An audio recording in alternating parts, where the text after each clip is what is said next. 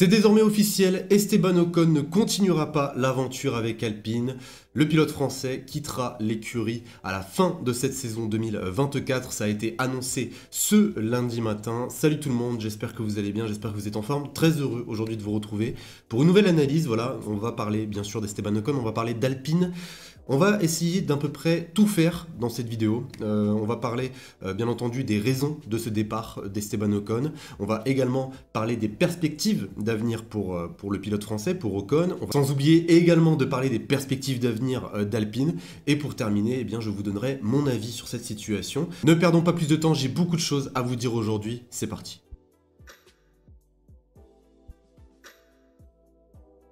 Tout d'abord, parlons des raisons de ce départ. Alors moi, je ne suis pas surpris par ce départ, et je pense que pour vous aussi, c'est à peu près similaire. Hein. C'est sûr que ce qui s'est passé à Monaco a énormément joué en fait dans le mental de beaucoup de personnes. C'est vrai qu'il y a beaucoup de personnes qui ont enterré littéralement Esteban Ocon, et le fait de le voir partir aujourd'hui, eh bien c'est, on va dire, quelque chose d'assez logique, entre guillemets.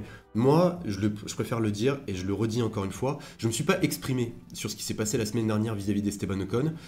Esteban a fait un communiqué pour s'excuser de ce qui s'était passé à Monaco. Il a également pointé du doigt beaucoup de médias qui ont déformé certaines informations, certains médias surtout qui disaient qu'il n'allait pas être là au Grand Prix du Canada. Moi, je préfère le dire honnêtement, ouvertement, j'ai critiqué Esteban Ocon, mais je l'ai critiqué sportivement. Quand il y a eu le débrief avec les top flops, j'ai parlé d'Esteban, je l'ai mis dans les flops pour son action avec Pierre Gasly, parce qu'il est 100% fautif. Tu n'as pas à faire ça, voilà, quand tu as moyen d'aller chercher peut-être 1 ou 2 points.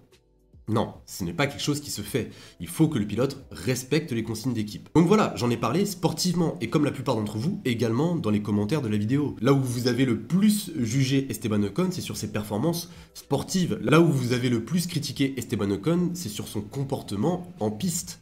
Eh bien, ça n'a pas été le cas de tout le monde. Esteban Ocon, depuis une semaine, s'est pris une vague de négativité, une vague de haine. De toute façon, avec lui, on a l'habitude, hein, il fait partie d'une certaine catégorie de pilotes. C'est malheureux ce que je vais vous dire, mais il y a une certaine catégorie de pilotes, c'est tellement facile aujourd'hui de leur taper dessus que les mots vont beaucoup trop loin.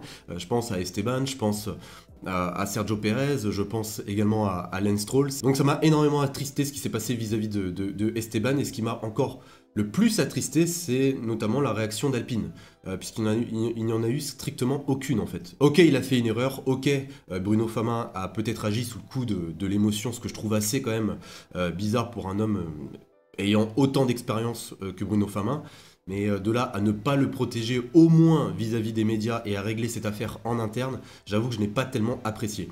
Maintenant, voilà, j'ai fait une petite parenthèse sur ce qui s'était passé à Monaco, mais de toute manière, ce qui s'est passé à Monaco, pour moi, n'est pas forcément la raison de ce départ. C'est juste en fait une manière de convaincre Alpine, puisque Esteban voulait partir. Esteban a envie d'un nouveau projet, ça j'en suis persuadé.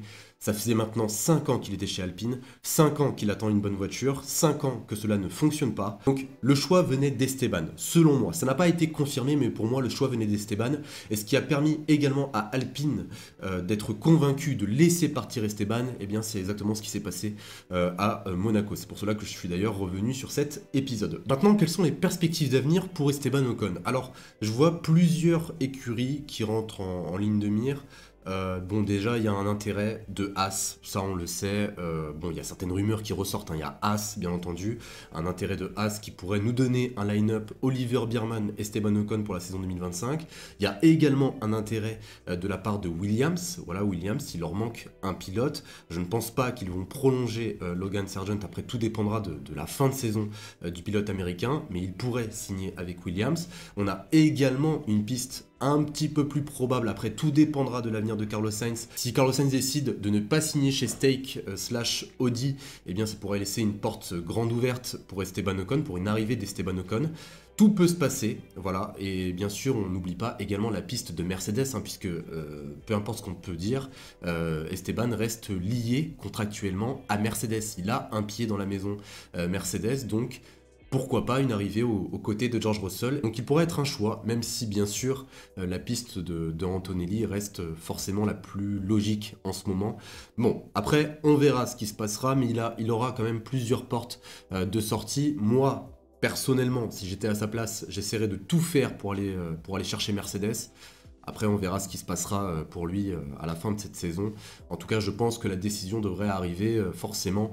Pourquoi pas lors de la silly season. Donc voilà concernant l'avenir d'Esteban Ocon. Maintenant on va parler de l'avenir d'Alpine, enfin du moins du choix de ce deuxième pilote. Alors déjà première chose, on le sait très bien maintenant, Alpine veut mettre Pierre Gasly en tant que leader de l'écurie. Donc c'est pour cela que je partirais plus sur un pilote jeune en tant que deuxième pilote, un pilote qui ne va pas forcément venir gêner Pierre Gasly et surtout un pilote qui ne va pas forcément poser de problème à Alpine comme on a pu le voir par exemple à Monaco. Donc je partirai logiquement sur Mick Schumacher, qui est d'ailleurs un pilote WEC pour Alpine en ce moment même, et également bien sûr sur Jack Doohan, qui est d'ailleurs le pilote réserviste d'Alpine, qui me semble être également un candidat naturel pour rejoindre Pierre Gasly. Après bien sûr, je n'exclus pas non plus d'autres pilotes, comme par exemple, je pourrais vous dire Guan Yu Zhou qui a déjà été d'ailleurs dans la Renault Academy en 2019, si je me souviens bien, donc un pilote que tu pourrais peut-être faire revenir et qui en plus dispose d'un bagage financier assez conséquent, même si ce n'est pas forcément le choix que j'aurais fait. Ne négligeons pas non plus des pilotes avec un petit peu plus d'expérience, comme par exemple Sergio Pérez. Tout dépendra de son avenir chez Red Bull, mais Sergio Pérez pourrait être franchement un bon pilote pour arriver chez Alpine, un pilote qui dispose d'une certaine expérience. Il y a également Valtteri Bottas qui est en fin de contrat. Donc voilà, concernant la place du deuxième pilote, les choix restent assez larges.